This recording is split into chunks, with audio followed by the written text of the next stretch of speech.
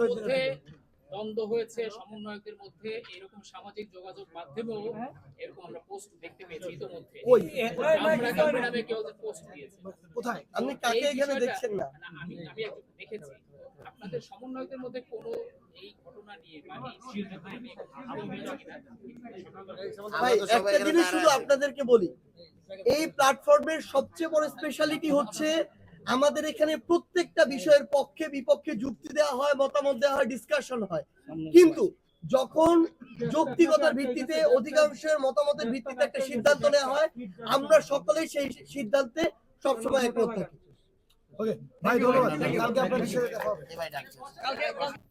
ছাত্র জনতার স্বতঃস্ফূর্ত অংশগ্রহণের মধ্য দিয়ে আবির্ভূত জন আকাঙ্ক্ষা তথা ফ্যাসিবাদী ব্যবস্থার বিলোপ ও নতুন রাজনৈতিক বন্দোবস্ত কায়েমের প্রতিশ্রুতির ভিত্তিতে নতুন বাংলাদেশ এক ঐতিহাসিক পটভূমিতে আবির্ভূত হয়েছে। হাজারো শহীদ ও আহত যোদ্ধাদের আত্মত্যাগের স্বীকৃতি ও জন আকাঙ্ক্ষার দলিল স্বরূপ জুলাইয়ের ঘোষণাপত্র অত্যাবশ্যক ছিল।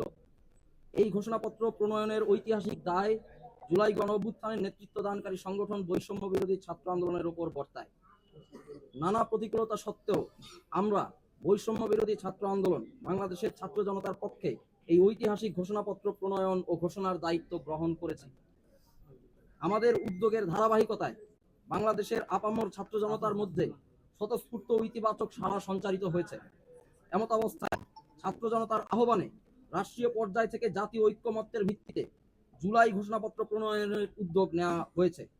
ছাত্র জনতা এই সময়োপযোগী উদ্যোগকে সাধুবাদ জানাচ্ছে। এরই ধারাবাহিকতায় আজ 31শে ডিসেম্বর রোজ মঙ্গলবার বিকাল 3 ঘটিকায় কেন্দ্রীয় শহীদ মিনারে মার্চ ফর ইউনিটি কর্মসূচি ঘোষণা করা হলো। বাংলাদেশের আপামর জনসাধারণের প্রতি আমাদের উদাত্ত আহ্বান, আপনারা যে উদ্দীপনায় সংগঠিত হয়েছেন তারই ধারাবাহিকতা বজায় রেখে আগামীকালের কর্মসূচিতে স্বতঃস্ফূর্তভাবে অংশগ্রহণ করবেন। বার্তা প্রেরক বৈষম্য বিরোধী ছাত্র আন্দোলন।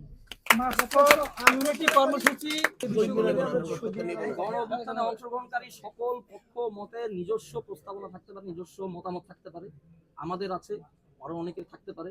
যেহেতু নেতৃত্ব দানকারী হিসেবে বৈষম্য বিরোধী ছাত্র আন্দোলন একটি মঞ্চ হিসেবে, আন্দোলনের মঞ্চ হিসেবে আবির্ভূত হয়েছে, তাই আমরাই এই জুলাই গণ অভ্যুত্থানের ঘোষণাপত্র প্রণয়নের উদ্যোগটি নিয়েছি।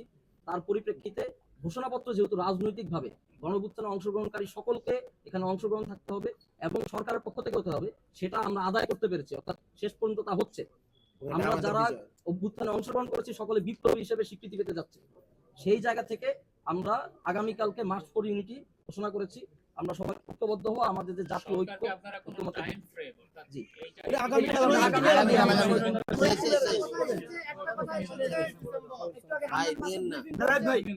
আমরা কালকে শহীদ মিনার থেকে বাকি যে কার্যক্রম, যে বিষয়গুলো এটির আমাদের আজকে অর্থাৎ আমাদের 31শে ডিসেম্বর 3টায় শহীদ মিনারে এই ঘোষণাপত্রটি আসলে আমাদের আসার কথা ছিল, কিন্তু আমরা ইতিমধ্যে আমাদের জায়গা থেকে যে জিনিসটি দেখি,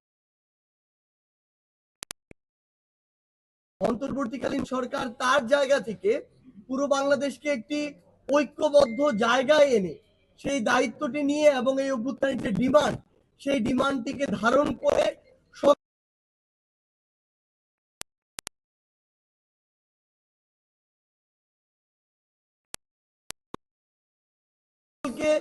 ইভেন যারা স্টেট মেকানিজমের সাথে সম্পৃক্ত যারা রয়েছে সকলকে ঐক্যবদ্ধ একটি জায়গায় এনে অন্তর্বর্তীকালীন সরকার রাষ্ট্রের পক্ষ থেকে এই জিনিসটি অনুভব করেছে যে রাষ্ট্রের পক্ষ থেকে এই যে ঘোষণাপত্রটি, এই আমাদের এই জুলাই অভ্যুত্থানের এই ঘোষণাপত্রটি আসা উচিত এবং এটি একটি লিখিত ডকুমেন্ট হিসেবে রাষ্ট্রের পক্ষ থেকে যাওয়া উচিত। তো আমাদের জায়গা থেকে আমাদের যে জিনিসটি মনে হয়েছে সেটি হচ্ছে যে বৈষম্য বিরোধী ছাত্র আন্দোলন এই প্ল্যাটফর্মের চেয়ে রাষ্ট্র যখন এই দায়িত্বটি নিয়ে নেয়, অন্তর্বর্তীকালীন সরকার যখন এই দায়িত্বটি নিয়ে নেয়, আমরা আমাদের জায়গা থেকে এই বিষয়টিকে সাধুবাদ জানাই এবং স্বাগত জানাই।